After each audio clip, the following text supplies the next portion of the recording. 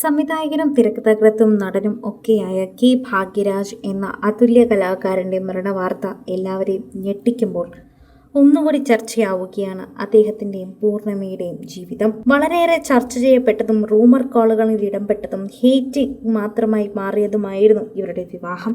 ആദ്യ ഭാര്യയുമായിട്ടുള്ള ജീവിതം തൊട്ടേ തുടങ്ങിയ സൗഹൃദമാണ് ഇരുവരെ രണ്ടാമത് വിവാഹം കഴിപ്പിക്കാൻ ഏറ്റവും കൂടുതൽ പ്രേരിപ്പിച്ചത്. സംവിധായകനും നടനുമായ കെ ഭാഗ്യരാജ് വിയോഗമേൽപ്പിച്ച ഞെട്ടൽ വളരെയധികം എല്ലാവരെയും ഇപ്പോൾ ആഘാതത്തിലാണ്.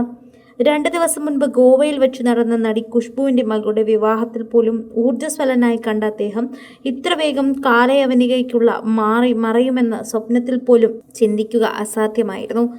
നീണ്ട 40 വർഷത്തെ വിവാഹ ജീവിതം നയിച്ചവരാണ് ഭാഗ്യരാജും ഭാര്യ പൂർണിമയും. അതുകൊണ്ട് തന്നെ മോഹൻലാലിൻ്റെ ആദ്യ നായികയായി പിൻകാലത്ത് പൂർണിമ ഭാഗ്യരാജ് എന്ന പേരിൽ അറിയപ്പെട്ട പൂർണിമ ജയറാം ഇവർക്ക് 2 മക്കൾ കൂടിയുണ്ട്. ഭാഗ്യരാജും പൂർണിമയും പരിചയപ്പെടുമ്പോൾ അദ്ദേഹം പ്രവീണയുടെ ഭർത്താവായിരുന്നു എന്നതുകൂടി ഒരു കാലത്ത് വാർത്താ പ്രാധാന്യമുള്ളതായിരുന്നു.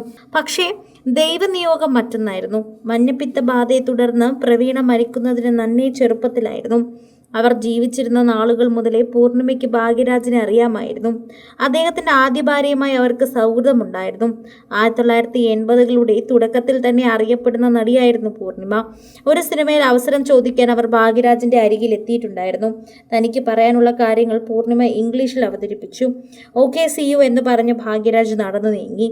ഈ പ്രതികരണത്തിൽ പൂർണിമ അല്പ വിഷമം നേരിടുകയും ചെയ്തിട്ടുണ്ടായിരുന്നു. പിന്നീട് ഡാർലിംഗ് എന്ന സിനിമയിൽ നായികയായിരിക്കാൻ വേണ്ടി ഭാഗ്യരാജ് പൂർണിമയെ സമീപിച്ചു.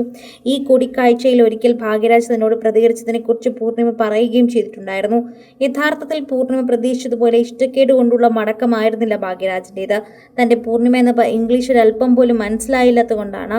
അതിൻ്റെ വിമുഖത മറച്ചു പിടിക്കാൻ വേണ്ടിയായിരുന്നു അന്ന് പൂർണിമയ്ക്ക് മുഖം കൊടുക്കാതെ ഭാഗ്യരാജ് നടന്നു നീങ്ങിയത്. ആ തെറ്റിദ്ധാരണ അവിടെ അവസാനിച്ചു. ആ തെറ്റിദ്ധാരണ മാറിയതിനു ശേഷം ഈ ബന്ധം ഒരു നല്ല സൗഹൃദത്തിലേക്ക് വഴിമാറി. 1983 ഭാഗ്യരാജിൻ്റെ ആദ്യ ഭാര്യ പ്രവീണ രോഗാവസ്ഥയ്ക്ക് കീഴടങ്ങി.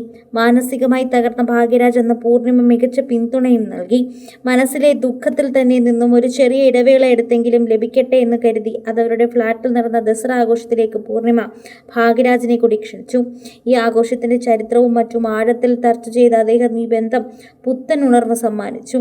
പൈങ്കിളി പ്രണയം അവകാശപ്പെടാനില്ലാത്ത ദമ്പതികളാണ് ഭാഗ്യരാജും പൂർണിമയും. പരസ്പരം സ്നേഹത്തിലും ബഹുമാനത്തിലും ഊന്നിയ ബന്ധമാണ് അവരുടേത്. 1984 ഫെബ്രുവരി 7 പൂർണിമയും ഭാഗ്യരാജും വിവാഹിതരായി. ചലച്ചിത്ര നടിയായിരുന്ന ശരണ്യയും സംവിധായകൻ ശാന്തനുവുമാണ് അവരുടെ മക്കൾ. വിവാഹം കഴിഞ്ഞതും മക്കൾ രണ്ടുപേരും വളർന്നു വലുതാവുന്നതുവരെ പൂർണിമ അഭിനയത്തിൽ നിന്നും പൂർണ്ണമായി വിട്ടുനിന്നു. ഭാഗ്യരാജ് സിനിമയിൽ ഉയരങ്ങൾ കീഴടക്കുന്നതും ഈ കാലത്ത് തന്നെയാണെന്ന് നമുക്ക് നിസ്സംശയം പറയാൻ സാധിക്കും. അങ്ങനെ ഒരു ദൃഢമായ ബന്ധം തന്നെയാണ് ഇന്നത്തോടെ ഇതെല്ലാം അവസാനിച്ചത്. ഇനി ഹൃദയത്തിൽ ഓർമ്മകൾ മാത്രമായി തന്നെ അത് അവസാനിക്കുന്നു എന്നത് ഏറെ ദുഃഖകരമാണ്. സിനിമ, ഫാഷൻ, ലൈഫ് സ്റ്റൈൽ വാർത്തകൾക്കായി മലയാളി ലൈഫ് സബ്സ്ക്രൈബ് ചെയ്യൂ. ലേറ്റസ്റ്റ് അപ്ഡേറ്റ്സിനായി ബെൽ ബട്ടണും അമർത്തൂ.